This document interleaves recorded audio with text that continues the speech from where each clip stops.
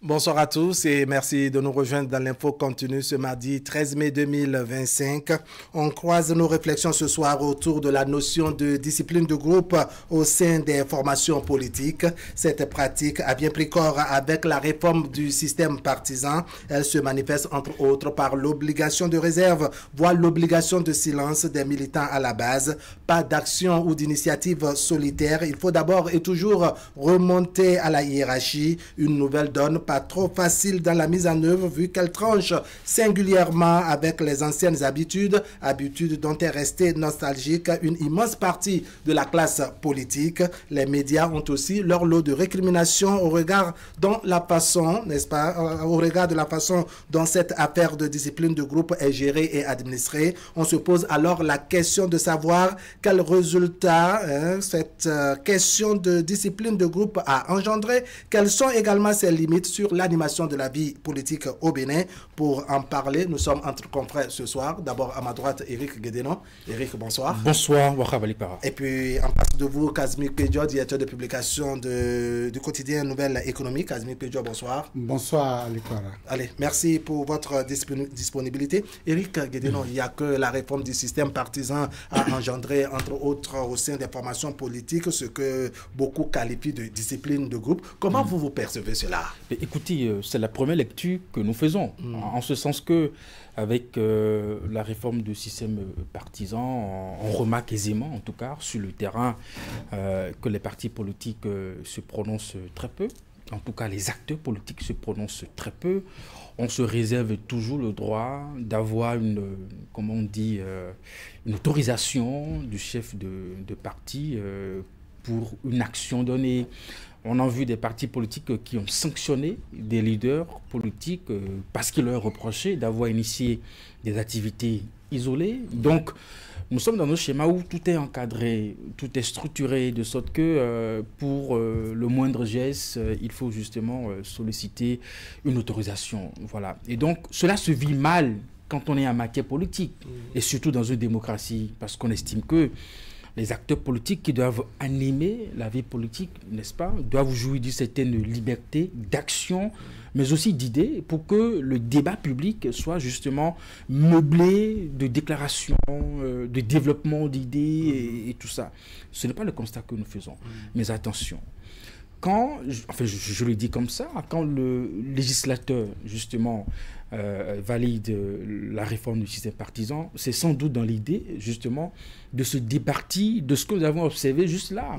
Parce que par le passé, ce ouïa-ouïa aussi qu'on participait de l'animation de la vie politique. Oui, Kazmi, comment vous voyez les choses? Assez de silence, beaucoup, je dirais, de réserve sur les sujets d'actualité. On a besoin d'entendre les acteurs politiques sur des thématiques données, mais ils se réservent le droit du silence et autres. Silence radio, comme on dit.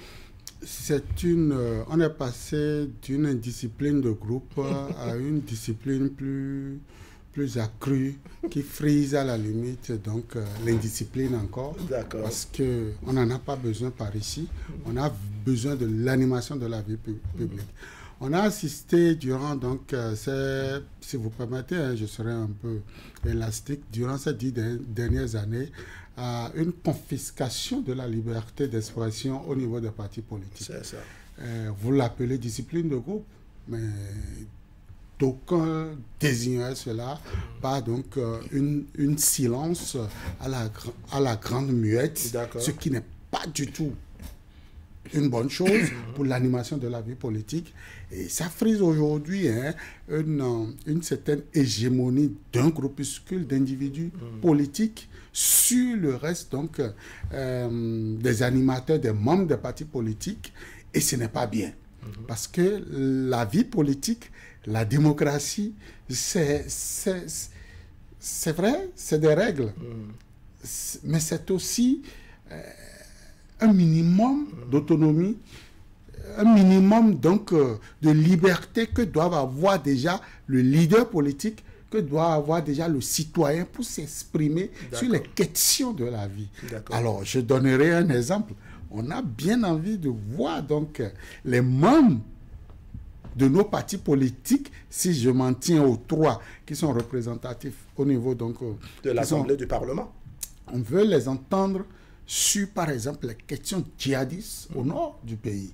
On veut les voir se prononcer sur les différentes présences donc, du Bénin sur le marché international en termes donc, de collecte, de mobilisation de fonds.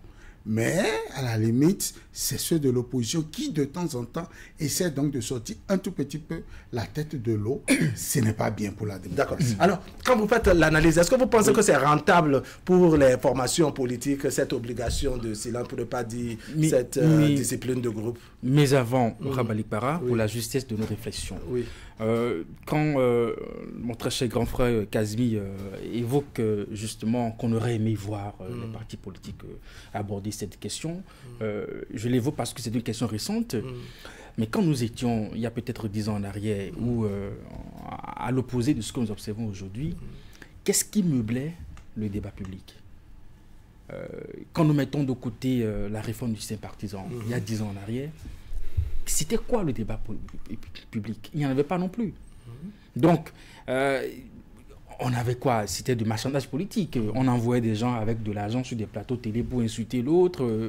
Ça ne parlait pas éducation non plus. Ça ne parlait pas santé. Ça ne parlait pas quel emploi. Non. Mais dans un cas comme dans l'autre, c'est ce qui était qualifié d'animation de la vie politique. C'était une erreur. Une grosse erreur. Parce que dans l'exemple que Kazmi a donné, effectivement, nous voulons les entendre sur la question de sécurité dans le Nord. Aujourd'hui, c'est une préoccupation, justement. Et donc, quand on se projette aussi, il y a quelques années en arrière, ce qu'on considérait comme animation de la vie publique ou politique, mais c'était que des querelles politiques ou avec une logique marchande où des gens venaient parce que quelqu'un payait l'argent, parce que des pics, des tics au tac. Et donc, c'était pas non plus un débat qui était nourri par une volonté d'aborder des sujets d'intérêt. Quel système éducatif, questions de développement, comme on dit. Quel système éducatif pour les Béninois, quel système de santé pour les Béninois. C'était pas non plus ces questions qui meublaient justement notre quotidien. On en vient maintenant à ma question. Est-ce que maintenant, quand on fait un peu une forme de bilan, une observation de ce que nous voyons sur le terrain, on peut dire que c'est bénéfique pour l'information politique? Non. Justement, parce qu'on continue toujours par observer ce déficit de débat public, malgré que nous sommes dans une réforme du système partisan où on estime que nous avons de grandes formations politiques où la loi les autorise à animer le débat public. Ce que nous constatons, c'est un vide. C'est un vide, justement. Et donc, même dans ce que nous expérimentons comme réforme, le débat public est absent. Sous prétexte que, bon, aujourd'hui, écoutez, quand le chef de parti ne vous autorise pas d'aller opiner sur un sujet, vous n'avez pas le droit de le faire. Peut-être aussi parce que les acteurs politiques d'aujourd'hui, avec cette réforme, n'y trouvent pas leur intérêt. Alors, vous imaginez aujourd'hui, quand vous sollicitez quelqu'un pour venir se prononcer sur un sujet, il vous dit, bon, écoutez, moi je ne suis pas nommé, je suis à aucun poste. Oui, il faut aller voir. D'accord. Alors, on observe une forme de vide, n'est-ce pas, au sein des formations politiques, en tout cas vide en ce qui concerne le débat politique. Est-ce qu'on peut dire que si jusque-là rien n'est fait pour changer les choses, que c'est quand même un gain pour les formations politiques, ce silence? Non, rien du tout. À la limite, on dira plutôt qu'on n'a même pas de formation politique. Au regard de tout ce que nous sommes en train de dire, on a juste des clubs électoraux ou bien des mouvements de partis politiques. On n'a pas de véritable parti politique. Et pour une fois sur votre plateau, je me sens tellement à l'aise avec mon vis-à-vis. J'ai bien envie de dire certaines choses, mais mon pays ne me donne pas la chance de véritablement contredire ce que Eric dit. C'est tellement vrai ce que Eric dit. C'est tellement, je ne sais pas, la vérité n'est pas absolue, elle n'est pas de ce monde, mais ce qu'il dit, c'est pathétique, c'est dommage pour le pays. On a normalement l'animation de la vie politique, c'est le contraire de ce qu'il a dit, auquel on devrait assister. Mais aujourd'hui, vous voyez, les partis politiques sont amorphes. Il n'y a pas de communiqué, par exemple, qui sont issus d'une situation du pays. Vous voyez, on était à Vodun Days ou bien à Vodun Land, je ne sais pas comment ils ont appelé cette affaire-là. Et puis, patatras, on apprend la nouvelle. On ne voit personne pour venir nous dire ce communiqué de tel parti. Non. D'accord. À la limite, c'est quand le chef dit, bon, écoutez, vous ne faites rien là-bas, C'est en ce temps que 2 ou 3 individus se mettent à griffonner quelque chose. Alors, il n'y a pas un cadre de concertation, par exemple, où les partis politiques se voient en conclave et décident de rédiger. Je donnerai un exemple qui n'est pas à comparer avec ce dont on parle. Tous les mercredis, on voit le Conseil des ministres se réunir et il y a un communiqué de presse qui est issu de ce. Et c'est bon, c'est joli, c'est beau. Un individu se présente, porte-parole du gouvernement, et nous décrit tout ça. Et au regard de ça, Canal 3 prend cet angle, tel autre journal prend cet angle, et au nord, les médias qui sont là-bas prennent aussi l'angle qui les intéresse.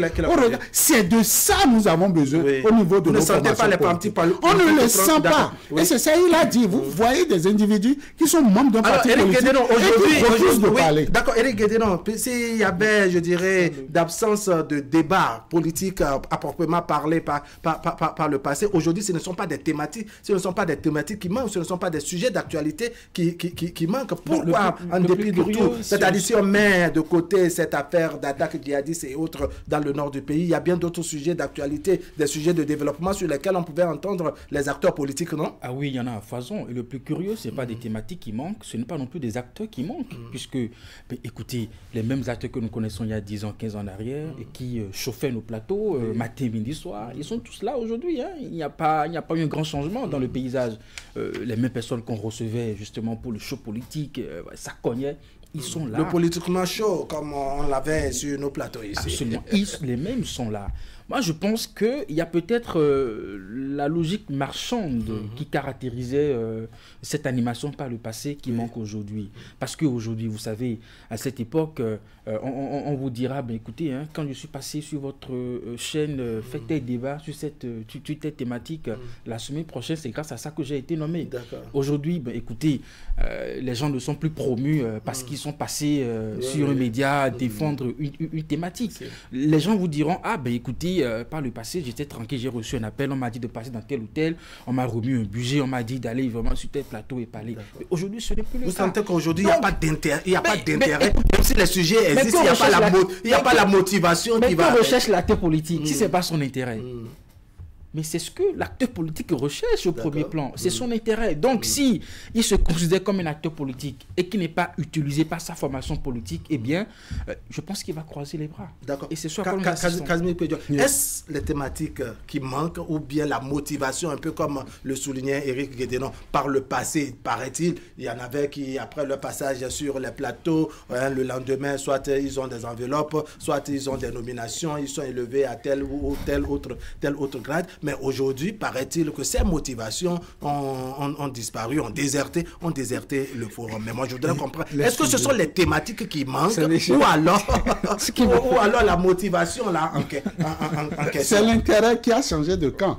Et c'est ça, il a dit, on n'a plus d'intérêt. Et puis, lorsque vous venez aujourd'hui sur un plateau de télé, et si vous venez sur une émission animée par Alec Para, et vous tenez des propos, eh bien, vous êtes démis ou bien c'est la criette qui vous envoie donc par le biais donc de cet appendice-là de la police judiciaire qui vous envoie donc une convocation. Donc aujourd'hui, vous appelez les formations politiques un individu, il vous dit non mais écoutez, moi je n'ai pas l'autorisation de mon parti politique. Quand ils emploient le langage diplomatique, sinon ils sont clairs, ils vous disent non, écoute, moi je ne parle pas parce que, écoute, nous sommes dans un pays où le dirigeant, on le connaît, quoi. C'est 3 choses. Ou bien vous êtes en exil, ou bien vous êtes en prison, ou bien vous êtes dans la tombe. Moi, ces 3 ne me plaisent pas. Allez trouver quelqu'un d'autre pour animer votre thème. Les thématiques existent. Alec Para, tous les trimestres, tous les mois, la statistique et la direction de la statistique sort des rapports. Le ministère de l'économie sort des rapports. Les partis politiques devraient s'auto-saisir de ces rapports, les analyser, les interpréter et l'expliquer à l'opinion. Pendant ce temps, c'est ce qu'ils appellent les clubs, enfin, les circonscriptions électorales. C'est ces circonscriptions-là qui sont avides donc d'informations, de points de vue d'un leader. On ne voit plus donc cet engouement-là parce que, eh ben, l'intérêt a cessé d'exister et par là aussi, il y a ce qu'un politicien appelait la dernière fois sur un plateau de gagoterie, là, la vente de la peur. Tout le monde a peur. Personne ne veut parler. Les parents vont vous appeler pour dire « Ah, je t'ai vu en costume, hein. » Même quand ce parent ne sait ni lire ni écrire. Il dit, j'espère que Ouador, tu n'as pas égratigné le chef. Hein. Oui. Attention, hein. Toi tu es pour nous. Hein. Donc, il faut te méfier. Il faut te méfier. Vous voyez, à cause de ces facteurs-là, aujourd'hui, nous n'avons pas véritablement un développement des sujets. Sinon, les thématiques... D'accord. Alors, le facteur de la peur, Éric Redenon, vous allez poursuivre tout à l'heure. Le facteur de la peur, visiblement, semble influencer les personnes que les médias invitent, les acteurs politiques eux-mêmes. On se demande d'où est-ce que cela vient. Est-ce que cette peur est justifiée? Écoutez, dans ce que nous disons, moi, je prends ça comme un faux procès. C'est ça. Un débat d'idées n'est pas venu insulter les gens. On prend une thématique. Oui. Écoutez, le contexte actuel, oui. Qu'est-ce qu'on peut y apporter? La logistique, la technologie. Oui. On peut aller voir ailleurs. C'est de ça qu'il s'agit. Enfin, on ne demande pas aux gens de venir sur un plateau dire que mon cher grand frère a un ventre développé. Qu'est-ce qu'il fait de... Non, ce n'est pas de ça qu'il s'agit. Quand vous êtes dans des pays en Europe, on sait que sur des thématiques, quelle est la position de telle formation politique. C'est des choses qui sont connues. C'est de ça qu'il s'agit. Il ne s'agit pas de venir insulter les gens. Non, pas ou du de tout. venir faire de la diffamation. Si vous voulez faire de la diffamation, eh bien, vous irez là où vous savez. Nous mettons l'accent sur ce qu'on peut trouver comme réflexion innovante pour faire avancer notre pays. Et vous savez, au niveau de ces formations politiques, ce qui est plus grave, vous avez des commissions thématiques. Vous avez commission économie, éducation, environnement. Vous avez des commissions. Des femmes, et finalement, etc. on se pose la question, mais comment on peut être une formation politique avec ces commissions et ne pas les utiliser et ne pas faire la promotion de ces membres qui composent ces commissions? Quelle utilisation on en fait concrètement? Non, on se rend compte que rien et que ces commissions peut-être été créées pour occuper des gens sur la base de leur titre. Je suis président de telle commission au niveau de telle formation politique et puis ça s'arrêtait là. On ne prend pas le temps de fouetter ces thématiques, de les contextualiser en fonction de nos besoins, n'est-ce pas? Et rien du tout. Après, quand on a fini de faire ce procès avec les formations politiques, je me dis, mais et nos universitaires alors? Parce que on peut comprendre si peut-être que pour des intérêts politiques, pour le fait que on ne m'a pas promu, je suis là, je soutiens un système depuis 2016 et puis je suis là et je fais le vœu du silence de ne pas animer le débat public. Nos universitaires qui sont dans des recherches matin, midi, soir, qui sont dans des laboratoires. Et justement, eux, ils ne peuvent pas prétester de ce qu'il y a la peur, c'est parce que je suis dans telle formation politique qui n'est pas proche du système, pour ne pas parler. J'estime que dans un pays, les intellectuels, en tout cas, sont au premier plan du débat public. Mais cet intellectuel vous dira qu'on aura de mal à lui enlever la casquette politique qu'il porte et garder juste, je dirais, le manteau de l'universitaire qu'il est. Absolument. Et je pense qu'il nous faut véritablement trouver la bonne formule pour que le débat public soit nourri. C'est vrai qu'au plan politique, vous savez, tout à l'heure, j'ai fait un exercice. Quand vous voyez des années en arrière, même à la conférence nationale des forces vives, on a réglé des problèmes politiques. On voulait finir avec un système, le système de Gérald Mathieu Kérékou, et justement, on n'a pas scellé les bases, par exemple, de ce que, en 90, dans les 20 prochaines années, quel est le système éducatif on aimerait avoir? À quel niveau on souhaite porter notre système de santé? On n'a pas discuté de ça. Quand on a réglé le problème politique qu'on voulait régler et que Soglo Premier ministre, 5 ans après, on s'est rendu compte qu'en tant qu'acteur politique, on n'a pas trop d'intérêt avec Soglo. Il fallait déménager. Il fallait déménager. On peut reconnaître que cette discipline de on a évolué comme ça. A eu d'incidence également sur les médias, non? L'animation des plateaux et autres, parce que quand on a fini de parler de l'animation de la vie politique, il faut parler de l'animation des plateaux télé, radio et autres. On peut reconnaître qu'il y a eu le même incident sur bien sûr, les médias. Qu'est-ce que ça vaut un hôpital joliment construit, beau, avec les appareils, les instruments de dernière génération, avec un plateau médical, un personnel voué à la tâche et qu'il n'y ait pas de malade? Qu'est-ce que ça vaut une cérémonie organisée, correctement organisée, un baptême organisé pour un enfant et la veille du baptême, de la célébration, l'enfant décède? Vous faites quoi avec tout ce que vous avez fait? C'est inutile. Les journalistes ont besoin donc de ces messieurs-là pour venir animer les plateaux. Vous et moi, lorsque nous nous retrouvons dans cette position, C'est parce qu'il n'y a pas de chien pour aller à la chasse que des moutons sont obligés. Je ne nous qualifie pas de moutons. Mais c'est parce que les vrais acteurs, à l'Ikpara, ne sont pas là que nous sommes obligés aujourd'hui de nous muter en leader politique ou bien en analyste politique. Sinon, s'ils sont là, et Eric, Kazmi, Ali Kwara, ça fait un plateau Gani pour les bombarder de questions. C'est ça. Lorsque vous avez des thématiques, par exemple, le Niger qui fait un coup d'État, nous avons un accord avec le MCA, le Millennium Challenge, un accord Niamey-Cotonou, où on doit faire la voie d'Assa-Boycon. Entre-temps, cette voie est bloquée. On veut que des leaders politiques viennent se prononcer à la population l'impact de ce coup d'État-là. Lorsque vous avez un Donald Trump qui vient à la tête des États-Unis et qui prend des décrets à tout vent, le leader, enfin, la population ne sait absolument rien de ce que Donald Trump est en train de faire aux États-Unis. Mais aujourd'hui, on veut que des leaders écrivent des communiqués de presse pour nous expliquer pourquoi l'USAID ne pourra plus intervenir les 4 prochaines années à Agoni dans la 24e circonscription ou bien à Calavi dans la 6e circonscription. En clair, ce ne sont pas des thématiques qui manquent. Ce n'est pas des thématiques qui manquent. Mais les acteurs sont paresseux, sont oisifs et ne veulent pas prendre le risque parce que venir sur un plateau de Canal 3, eh bien, c'est signer son arrêt de mort lorsque vous avez des sujets comme celui-là, venir en tant que leader politique. Alors, Eric Guédénon, je voudrais vous amener sur un autre terrain. Comme on dit, dans la vie de toute association, de tout groupe et autres, il faut observer tout de même un minimum de discipline. Vous pensez qu'on a trop corsé les choses? C'est une valeur qu'il faut cultiver dans un groupe de travail. Oui, sinon les choses vont voler aux éclats. Tout ira ça ira dans diverses directions, non? Oui, et c'est en cela que je rejoins Kazmi qui disait qu'on est parti de ce qu'on mettait en griffe comme une discipline à une discipline trop corsée. D'accord. Effectivement, nous voulons une discipline des membres qui respectent les principes, les valeurs de l'information politique, mais en même temps se refuser de ne pas se prononcer sur des sujets dans le débat public. Ça, c'est autre chose, ça n'a pas de sens. Parce que si une formation politique ne permet pas à ses membres, parce qu'au niveau de ces formations, vous avez des cadres, vous avez des chercheurs, vous avez des docteurs, vous avez des professeurs. Ce ne sont pas les compétences qui manquent en tout cas. Qui manquent. Donc si la formation ne fait pas la promotion de cette personne ressource sur cette thématique-là, finalement, ils sont militants de quoi ou de qui? On attend le jour de vote pour aller voter, on attend la veille des élections pour faire campagne, puis ça s'arrête là. Je pense qu'il y a un personnel politique intellectuel au niveau de ces formations qu'il faut mettre à l'œuvre.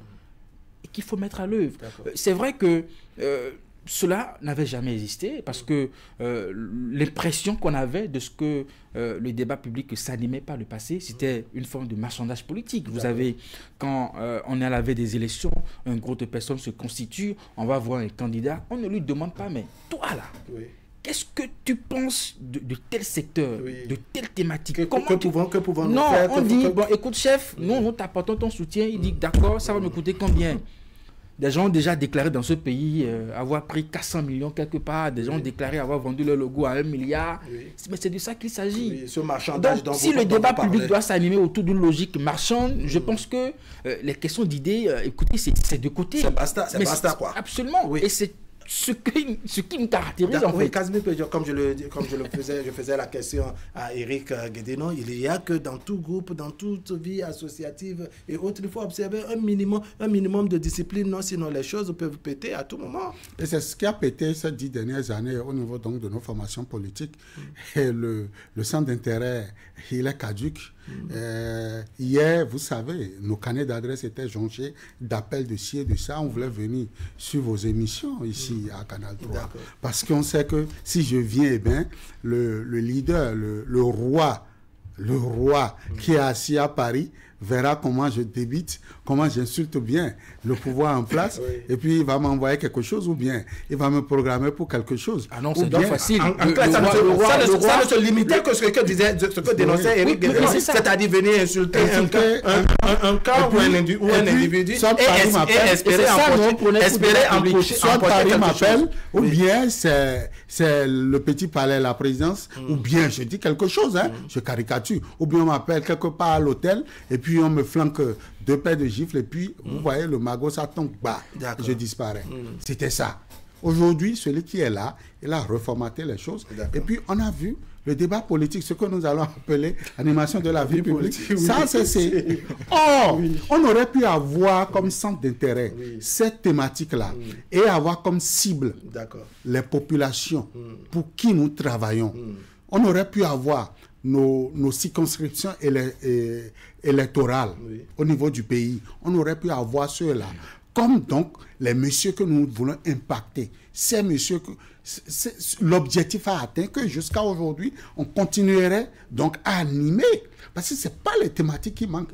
Donc véritablement aujourd'hui, il faut quelqu'un pour remettre à l'endroit le programme dans le cerveau de nos politiques. Ce serait ma dernière question. Alors, Éric Guédénon, si le débat politique par le passé, comme vous le dénoncez, était aussi galvaudé, se limitait juste à venir insulter, je dirais, un camp à juste espérer intervenir sur les plateaux de radio et télévision et à la fin aller empocher quelque chose, le législateur, avec la réforme du système partisan ou même au sein des formations politiques, on aurait pu réfléchir autrement, c'est-à-dire animer le débat politique de façon beaucoup plus appropriée, de façon beaucoup plus responsable, plutôt que de garder ce silence quelque peu assourdissant, non? Je pense que les différents acteurs observent.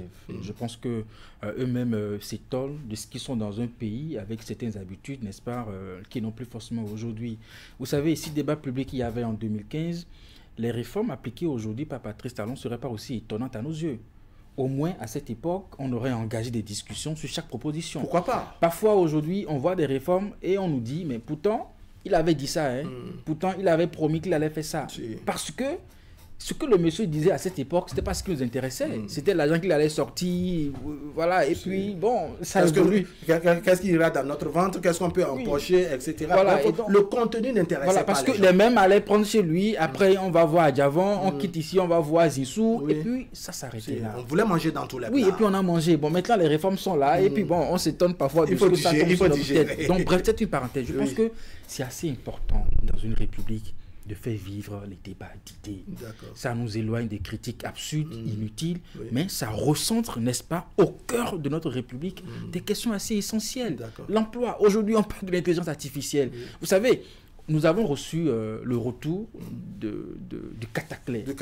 Depuis le lundi, ici, à la rédaction de Canal 3, nous sommes en train de chercher un historien de patrimoine pour dresser quand même un parcours de cet objet, en tout cas si emblématique, hein, qui est de retour dans notre pays. Mais on est là, on tape au ministère de la Culture, on tape partout, mais bon. Et puis bon, le débat est vide. L'objet est rentré. Il y a eu la communication officielle. Mais au-delà de cette communication, il faut aller au-delà. Il faut donner satisfaction à la soif même de nos téléspectateurs et des populations qui ont vu dans la foulée, il y a eu quelques polémiques. C'est-à-dire, pour certaines personnes, c'est le siège sur lequel le roi est intronisé. Pour d'autres, non. C'est celui qui intronise, qui s'assied dessus, etc. Pour d'autres, c'est seulement pour les dignitaires. Donc, il y a quand même des questions assez essentielles. Pour élucider cette affaire. On va espérer que les choses changent. Alors, je vous retourne cette question que je faisais à Éric Guédénon tout à l'heure. Est-ce qu'il n'y a pas possibilité? Ce que je voudrais ajouter sur la conséquence au niveau des médias. Vous savez, nous sommes des journalistes. Notre travail, c'est de créer des espaces de discussion et de poser des questions. Nous ne sommes pas spécialistes de tout. D'accord. Voilà. Alors, je vous retourne la question. Le débat d'idées, l'animation de la vie politique ou l'animation sur les thématiques, la réaction des partis politiques sur les thématiques données, on aurait pu orienter ça autrement si on sait que le débat politique était, je dirais, galvaudé par le passé. Pourquoi on a observé le silence surtout? Oui, parce que on ne trouve plus d'intérêt. Parce que celui qui va nous regarder beau, belle, parce qu'on a tout fait de parler chaque fois des hommes en petite tache, beau et belle, parce que les dames aussi peuvent venir. Pourquoi pas? Ça concerne tout le monde. Ceux-là qui devraient donc le faire, aujourd'hui, ils ne se voient plus en train de jouer ce rôle-là parce qu'ils n'ont plus le centre d'intérêt. Ils sont plus motivés. Ils sont plus motivés. Voilà. En français facile. Il y a plus de la motivation. On va conclure le temps. Que faire pour corriger il faut prier le retour de la motivation. D'accord. Il faut prier le retour de la motivation. Vous savez, il y a un monsieur qu'on avait l'habitude de prendre qui, à un moment donné, sur des émissions thématiques, à un moment donné, a refusé. Et j'ai tiré ma conclusion. C'est-à-dire que si on faisait la promotion des gens parce qu'ils abordaient des questions, des thématiques sur des plateaux, ils seraient serait le premier à être promu à un poste, en tout cas dans le système. Je pense qu'il digère mal le fait qu'il soit celui qui défend et tout. Non, moi je reviens à cette problématique. Dans une république, c'est le débat justement des idées qui fait avancer les choses. Vous savez, ceux qui nous gouvernent dans pratiquement tous nos pays ne sont pas des dieux, ils ne sont pas des magiciens. C'est à partir du développement des idées, n'est-ce pas, que des propositions sont faites. On essaye ceci aujourd'hui. Ah, mais parce que tel chercheur, tel intellectuel a développé telle théorie, on épouse la théorie et puis on avance et ça fait avancer les choses. Et si on est contre, on apporte l'alternative. Absolument. Et ça permet de faire la différence entre la critique politique et l'insulte politique. Et ça ne nous amène nulle part. Oui, votre mot de conclusion. Il faut aussi, pour ajouter à tout ça, que le leader, qui se connaît leader, qui libère aussi les gens. D'accord. Il a tenu un peu la corde. Il n'a qu'à libérer un peu la corde vocale. Je veux parler de la corde vocale. Il tient la corde vocale et il empêche les gens de parler. Donc le leader libère ces gens, qu'ils cessent donc de vendre la peur pour que véritablement les gens Kazmi Pédion, merci beaucoup. Eric Guédéron, merci beaucoup. Mesdames, Messieurs, ce serait tout pour aujourd'hui. Merci de nous avoir suivis. Vie des partis politiques. Vie des partis politiques, discipline de groupe. Pour quel résultat? C'est la thématique qui nous a mis donc en débat ce soir. La rediffusion, c'est tout à l'heure à 23h et demain autour de 10h30. On se retrouve demain à 20h en direct. Portez-vous bien.